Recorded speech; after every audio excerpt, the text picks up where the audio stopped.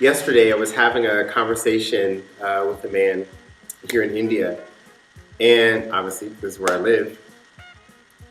And it reminded me of some feelings that I had growing up. We talked about growing up gay, and it reminded me of feelings that I had not thought about in a very, very long time.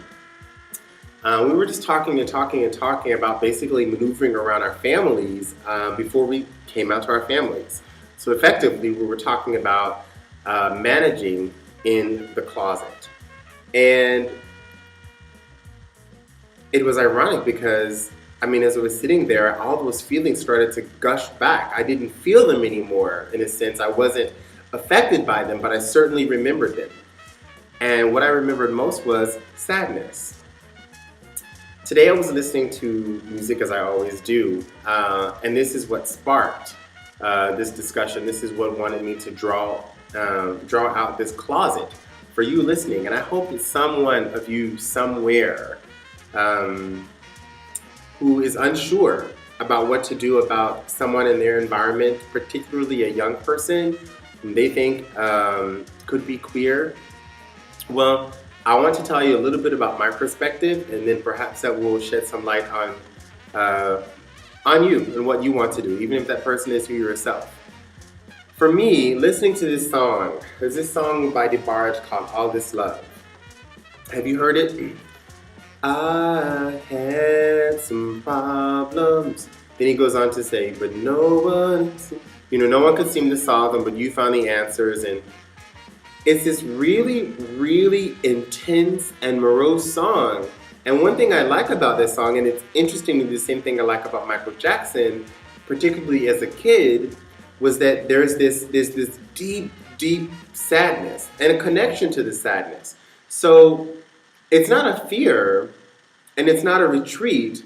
It's just here I am, this is me. And the conversation that I had yesterday with this man reminded me of this because I thought on the outside, people probably thought that I was a very, very, very happy and content guy. And in many ways I was. But there was this part of me that was eaten up inside that I could not share with anyone. You can imagine a kid trying to keep a secret. Well, imagine a kid trying to keep a secret that they absolutely know matters to who they are, that it could make them question with their family, if their own parents even love them. Imagine that these ideas even go through your mind. Now, I'm lucky. I want to put out this, that I come from a family that very much embraces me. But there are a lot of people out there who continue to feel as I felt as a child, who are unsure, who don't take the chance to trust people, who cover up their own feelings and only present pieces of themselves that they perhaps find convenient. And that is the disingenuous part, because I was an asshole. I was an asshole kid. I mean, I was pretty arrogant, aloof, didn't let people get too close to me, but I was a really nice guy. I think I'm still, can be a nice guy.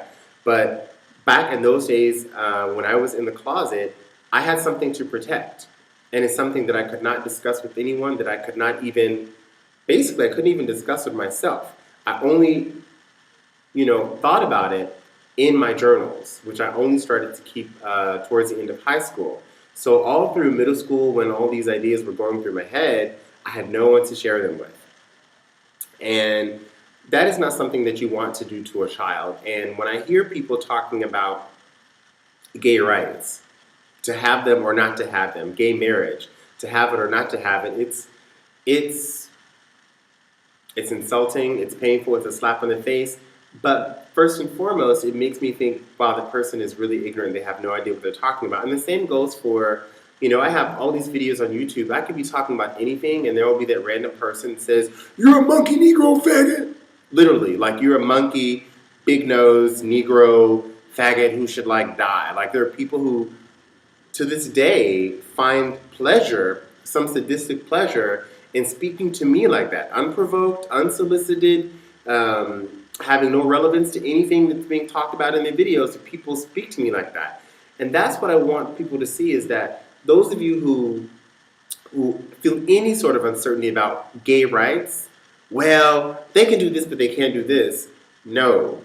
Any uncertainty that you have gives them fuel and justification to act like that. I'm an adult, I can take it. But as a kid, can you imagine what that does to people and what that did to me? Now, luckily, I already have my secret, and I'm a blues guy. So I had songs like DeBarge, and I can, like I remember Patti LaBelle. Can you imagine a kid walking around with the blues? Well, yeah, that was Michael Jackson, and that was the problem. And you see what happened to him. So I don't want to compare my experience to his, but I could certainly identify with that sadness that you could see in his eyes. So when he's saying, "Ain't no sunshine when she's gone," child, he was this big talking about "Ain't no sunshine when she's gone," and we're sitting there like, "Yay, Michael, Michael, Michael, Michael, Michael," as opposed to being like, "Wait a minute. Shouldn't you be out playing or like reading or learning your ABCs and timetables or something? Learning how to communicate with people, learning how to love, learning how to friend and be a friend and befriend people, learning to be a social being." No, he never learned that. That's a part of me that I also had to exclude from my life. From many aspects, of my personality, I had to exclude that. And it's not fair to ask that of people. So when you think about gay rights, forget about me. Think about that child. Now, you say, what about that child? I've even had people write nasty things about, don't talk to, kids about your sexuality. I'm like, what are you talking about, kids about my sexuality? I was, the kid in the kindergarten who liked to, well, okay, I'm not going to start.